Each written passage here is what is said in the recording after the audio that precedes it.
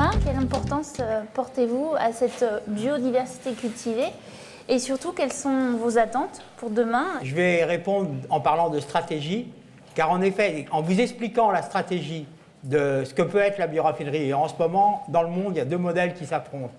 Vous allez tout de suite comprendre que dans l'un des modèles, qui est le nôtre, la partie agro-ressources, la possibilité d'avoir une biodiversité cultivée, une relation harmonieuse avec le monde agricole est absolument essentielle. Quels sont les deux modèles qui s'affrontent? Eh bien, il y a un modèle qui s'inspire largement de ce qui existait dans le domaine du pétrole,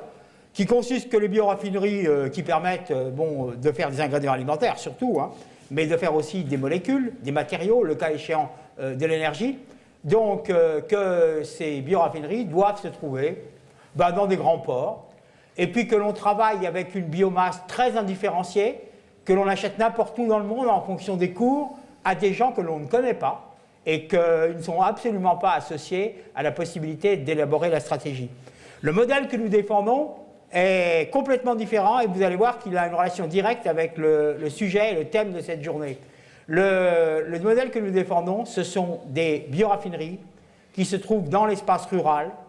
avec une proximité géographique avec la production des agro-ressources qui vont être utilisées, avec une relation d'impact écologique avec l'environnement direct et les territoires qui soient positifs, et surtout, vous avez compris, une interaction harmonieuse entre la bioraffinerie qui fait la transformation et le monde agricole.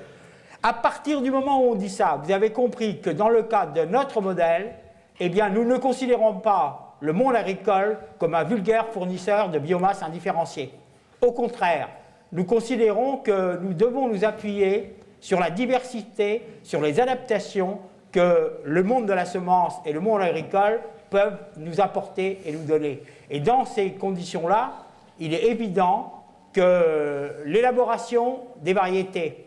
la mise en œuvre de la culture par le monde agricole est associée étroitement à la définition de la stratégie. Et comme je l'ai déjà dit dans les premiers mots que j'ai prononcés, ça permet aussi d'avoir des mécanismes dans un modèle économique qui permettent de répartir la valeur ajoutée créée tout au long de la chaîne. Et dans ces conditions, la possibilité d'avoir des nouvelles variétés, une biodiversité est essentielle. Autre raison, nous avons été amenés à écrire un rapport qui porte à la fois sur la définition d'une vision pour la stratégie de bioraffinerie pour l'Union européenne à l'horizon 2030, et de rédiger également la feuille de route qui en découle à l'horizon 2020. Et à partir du moment où on a fait ce travail, alors en plus les choses se sont accélérées, parce que ces rapports que l'on avait écrits parmi d'autres sont devenus la feuille de route et la vision officielle de l'Union européenne. Et dans ces conditions-là, nous sommes arrivés très vite à la conclusion qu'il y allait avoir une modification permanente des produits que la société va demander à la sortie de la bioraffinerie. Et il est clair que les carburants de première génération ont eu le mérite d'exister parce qu'ils ont permis d'avoir des technologies qui se développent, qui ont permis d'induire également des solutions pour le domaine de la chimie, pour le domaine des matériaux. Mais il est clair, nous savons que cette existence des biocarburants de première génération sera transitoire.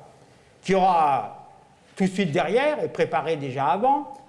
des biocarburants de seconde génération qui utilisent dans la plante la partie qui est peu ou pas valorisée et qui peuvent absolument exister de manière simultanée avec des applications alimentaires, soit le sucre, soit l'amidon, ce qui n'est pas le cas, bien sûr, quand on a une compétition comme dans le cadre de la première génération. Mais pendant toute cette période,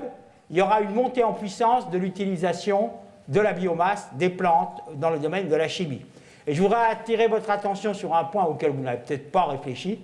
c'est que le pétrole, c'est à la fois une source de matière première et une source d'énergie.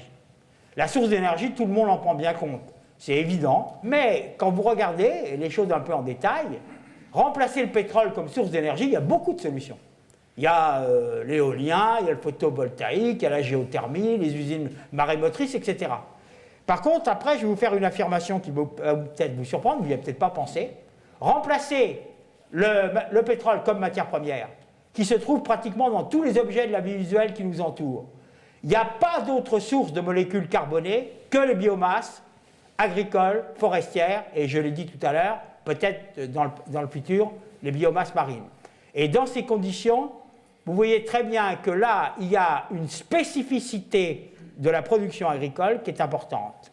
Alors, si on associe cette évolution permanente jusqu'aux années 2030, 2040, 2050, de la nature des produits que la bioraffinerie sera amenée à faire, avec une constance, et je suis tout à fait d'accord, qui sera bien sûr, avant tout, de continuer à nourrir les hommes, et de nourrir les humains, il y aura une flexibilité permanente. Et cette flexibilité, elle sera bien entendu à prendre en compte en termes de procédés,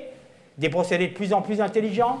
qui respectent tous les constituants de la plante, qui permettent d'avoir des valorisations, mais dans la même période, il y aura également la nécessité pour avoir des variétés différentes, des variétés qui soient adaptées aux transformations et adaptées aux nouveaux marchés qui vont apparaître. Et la flexibilité est le mot-clé pour les bioraffineries, et donc elle concerne presque tout, mais en particulier la flexibilité de la biodiversité cultivée, et que le dialogue entre ceux qui font la transformation et ceux qui font l'élaboration des plantes, l'ensemble des semenciers, le dialogue avec le monde agricole considéré comme un acteur central, ça sera un élément absolument décisif de cette transformation et de la mise en place de cette stratégie. Il y a un autre concept dont vous n'avez peut-être pas entendu parler, que nous avons beaucoup poussé,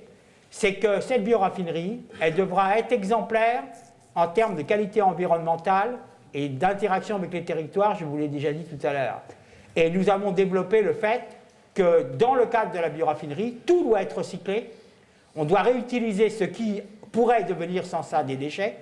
recycler ce qui pourrait devenir des sous-produits, de manière à avoir cette disparition des déchets et des sous-produits que j'ai déjà évoquée. Et nous avons proposé une expression, nous disons que dans la bioraffinerie, nous devons tendre vers ce que nous appelons un métabolisme industriel. Ça veut dire quoi? Bien, ça veut dire que chez les micro-organismes, dans les plantes, chez les animaux et les humains, les systèmes cellulaires et les systèmes tissulaires ont une capacité à recycler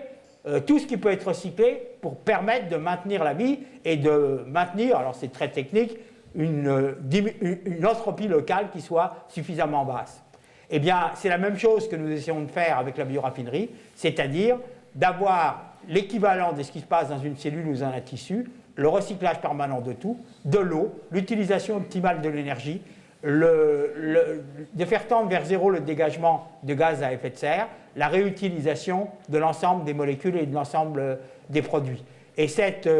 possibilité-là, c'est donc une logique qui consiste, à partir de ce qui est produit par la photosynthèse, d'avoir une utilisation optimale de manière à avoir la meilleure contribution et le meilleur impact possible. Et bien entendu, il y a une chose qui nous intéresse énormément, ce sont les analyses de cycle de vie,